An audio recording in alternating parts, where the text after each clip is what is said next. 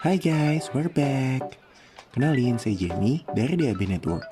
Sekarang kita mau share ke teman-teman semua mengenai smartphone dengan chipset Snapdragon 865 yang dijual secara resmi di Indonesia. Untuk saat ini, Snapdragon 865 dari Qualcomm merupakan chipset terbaik yang dikeluarkan oleh perusahaan ini, penerus dari Snapdragon 855 dan 855 Plus. Bisa dibilang, smartphone dengan chipset ini untuk saat ini adalah deretan smartphone paling ngebut se-Indonesia. Kebetulan sekali, untuk saat ini smartphone dalam list ini berasal dari pabrikan tirai bambu semua. Ya, hal ini memang tidak begitu mengherankan sih.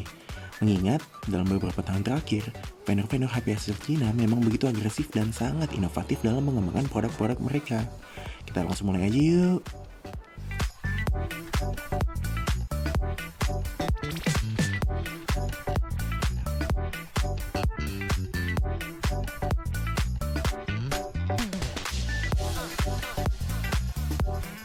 Nomor 1 dan 2 adalah HP dari brand yang kalian pasti tahu, yaitu si hijau. Siapakah dia? Udah jelas ya, Oppo.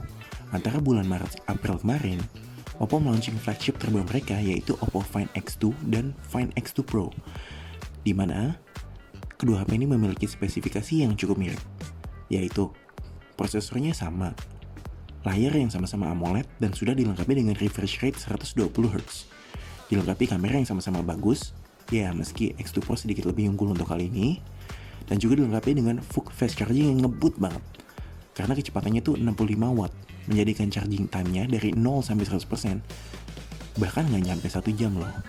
USB di HP ini sendiri menjadi tercepat dibandingkan 3 HP lainnya, karena udah support USB 3.1. Jadi kalau teman-teman mau pindahin data dari handphone ke laptop dan sebaliknya, speednya akan jauh lebih cepat dibanding yang versi USB 2.0.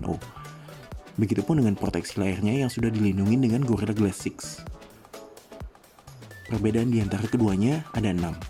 Pertama, di IP rating yang berbeda.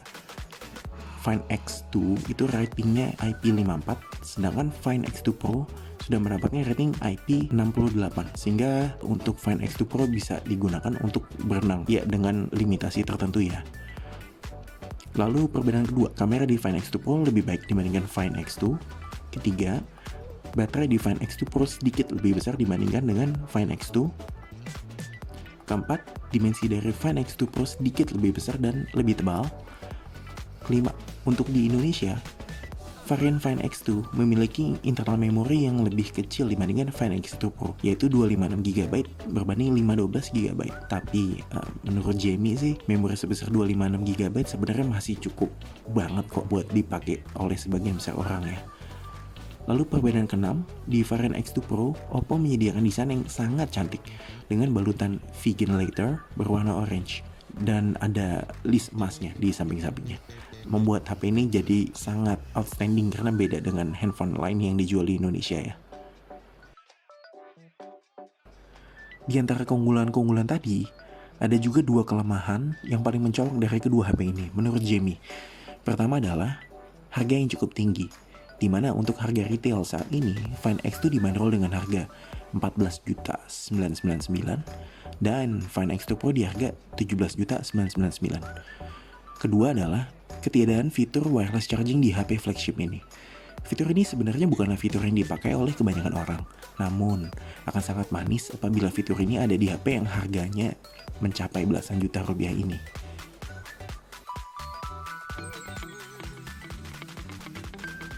Di nomor 3, ada HP dari sister company Xiaomi, yaitu Black Shark. Sekitar bulan Juni lalu, Black Shark mengumumkan bahwa mereka mulai menjual secara resmi Black Shark 3 dengan kapasitas RAM 8GB dan internal memori 128GB di Indonesia. Ponsel dengan harga resmi 10.999 ini, seperti pendahulunya, tetap mengandalkan fitur gamingnya yang mumpuni, dilengkapi dengan layar dengan refresh rate 90Hz dan juga fast charging 65W. Ditambah lagi, HP ini masih menyediakan port jack 3,5mm yang dalam beberapa tahun terakhir menjadi fitur yang cukup langka untuk sebuah HP flagship. Kamera dari HP ini juga mendapatkan peningkatan yang cukup signifikan dibanding pendahulunya. Adapun untuk hal yang dirasa kurang dari HP ini adalah ketiadaan NFC dan juga distribusi barangnya yang kurang merata. Karena pada awalnya Black Shark 3 ini memang diperuntukkan untuk pasar online.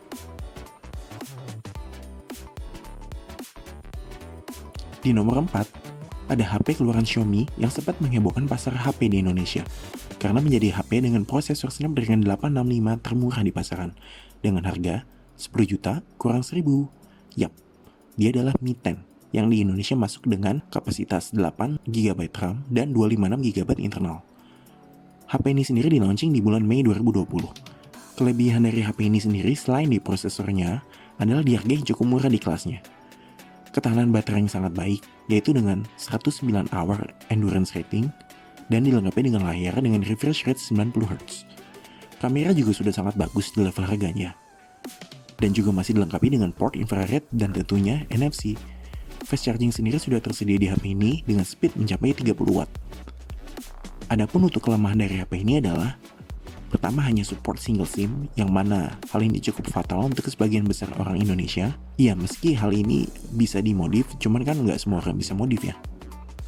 Lalu, belum support IP rating, dan jangan lupa, karena ini HP Xiaomi, jadi kalian masih bisa menemukan iklan di sistem operasinya.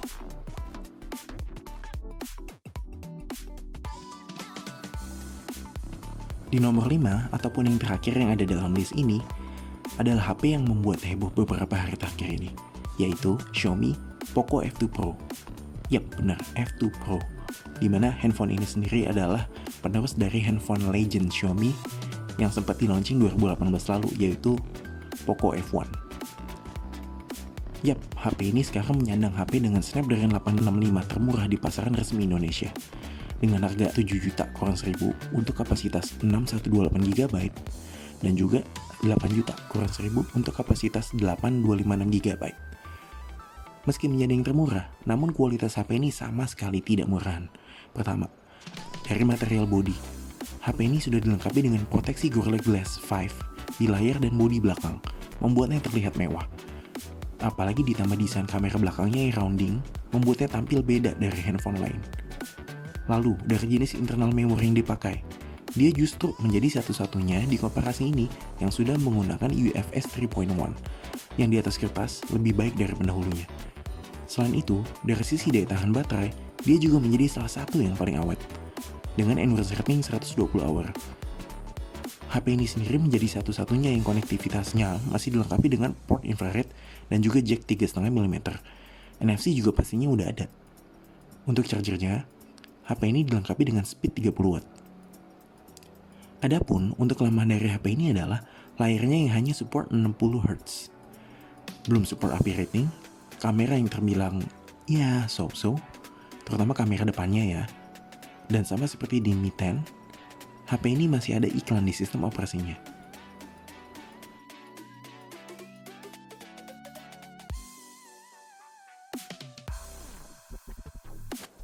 Semua HP dalam komparasi ini sudah support jaringan 5G, sudah didukung dengan Android 10, lalu sudah support under display fingerprint, dan yang paling penting, skor benchmark AnTuTu di versi 8-nya sudah tembus 500.000 semua, average di 550-580.000. Namun sayangnya, semuanya tidak dilengkapi dengan slot microSD card. Untuk mendapatkan HP ini sendiri, teman-teman bisa membelinya di retailer terdekat dari kota Agan, ataupun bisa juga dibeli secara online melalui e-commerce. List e-commerce sendiri bisa didapatkan di website resmi masing-masing brandnya, kecuali Black Shark, karena Jamie nggak nemuin web resminya di Indonesia tuh. Untuk spesifikasi detailnya, Jamie tulis di kolom deskripsi, agar teman-teman bisa lebih mudah komparasinya. Nah, jadi itu daftar dari HP Snapdragon 865 yang bisa Jamie rangkum. Semoga berguna bagi kalian. Support terus DAB Network dengan likes video ini, subscribe, dan juga share ke teman-teman kalian. Jamie pamit dulu. Terima kasih.